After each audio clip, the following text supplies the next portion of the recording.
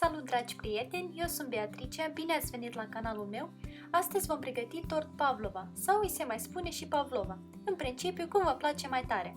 E un desert super simplu, în mare parte alcătuit dintr-o bezea foarte gingășă și spumoasă în interior, dar ușor crocantă la exterior, cu un topping de frișcă și multe fructe. Haideți să începem!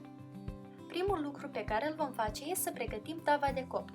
Pe hârtie de copt am plasat o tavă cu un diametru de 20 de cm și am conturat de jur împrejur, astfel încât să ne fie mai ușor să modelăm forma bezelei. Întoarcem hârtie pe partea opusă și dăm tava deocamdată de o parte.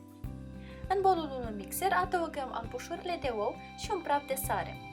Și începem să batem albușurile la viteză medie, cât să acumulăm ceva aer în interiorul lor până se formează o spumă. Asigurați-vă că bolul este 100% curat și uscat, lipsit de orice grăsime. O metodă eficientă de a asigura acest lucru este de a degrăsa atât bolul cât și telul mixerului cu puțin oțet. Când spuma s-a format, începem să adăugăm puțin câte puțin zahărul pudră. De obicei se folosește zahăr obișnuit, dar după părerea mea, zahărul pudră este mult mai ușor de incorporat și sunt mereu sigură că s-a dizolvat complet. Dacă totuși doriți să înlocuiți zahărul pudră cu zahăr obișnuit, asigurați-vă că el s-a dizolvat complet. Acest lucru poate fi testat luând o cantitate mică de bezea și frecând ușor între degete. Dacă încă simțiți cristalele de zahăr, bezeaua încă trebuie bătută. Albușurile trebuie să crească considerabil în volum și să devină foarte ferme și lucioase, cam așa.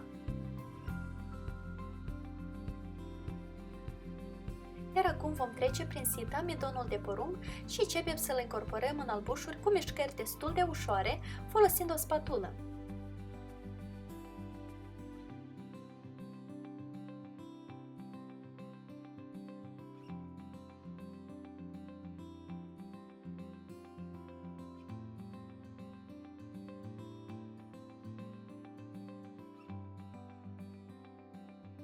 Adăugăm puțin suc de lămâie și din nou îl incorporăm cu mișcări atente în albușuri. Sucul de lămâie îl puteți înlocui cu oțet de vin alb, eu însă totuși prefer sucul de lămâie.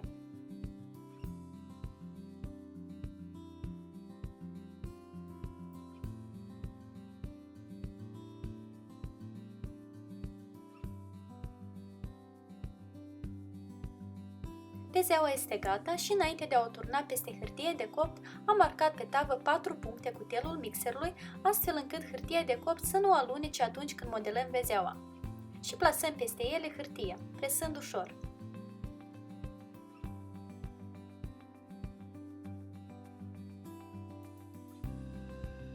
Iar acum turnăm bezeaua în interiorul cercului marcat mai devreme și începem să o distribuim cu o spatulă sau o paletă. Aș vrea să notez că bezeaua se va primi suficient de înaltă și va necesita mai mult timp la cuptor. Deci, ca alternativă, puteți să împărțiți bezeaua în două cerculețe mai mici și astfel tortul va avea două straturi și efectiv se vor coace mai repede. Alegerea vă aparține.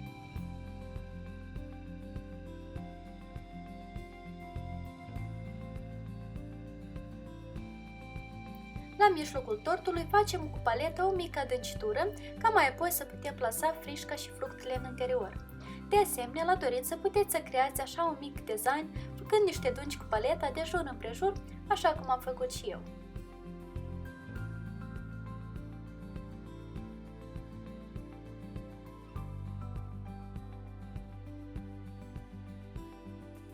Bezeaua o trimitem la cuptorul preîncălzit la 100 de grade timp de aproximativ 2 ore.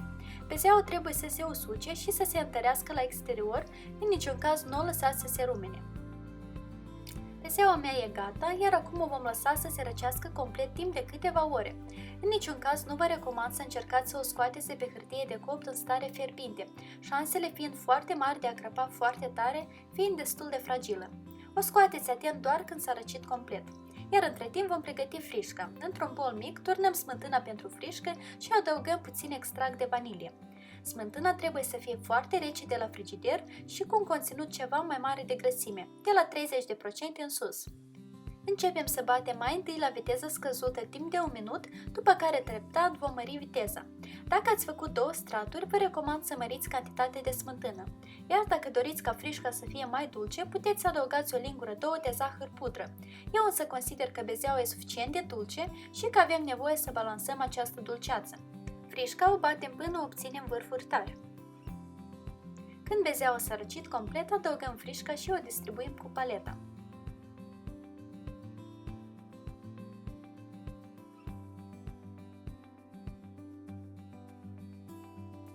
După care adăugăm fructele.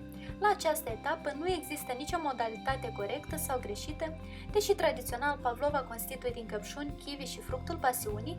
În ziua de azi, orice fructe aveți la mână și care vă plac se potrivesc de minune. Eu am folosit kiwi, banană, semințe de rodie, fructul pasiunii și am decis să mai adaug pe lângă fructe și niște mici bucățele de rahat, lucum și fistic. Dacă adăugați banane, vă recomand să stropiți peste ele niște suc de lămâie pentru a preveni întunecarea lor. Iar deasupra am presurat puțin zahăr pudră. Și uite așa, tortul pavlova este gata.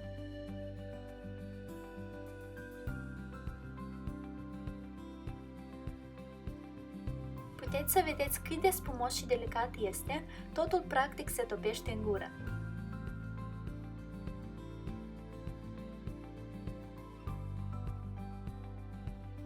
Lista la toate ingredientele folosite în această rețetă le veți găsi în descripția acestui video.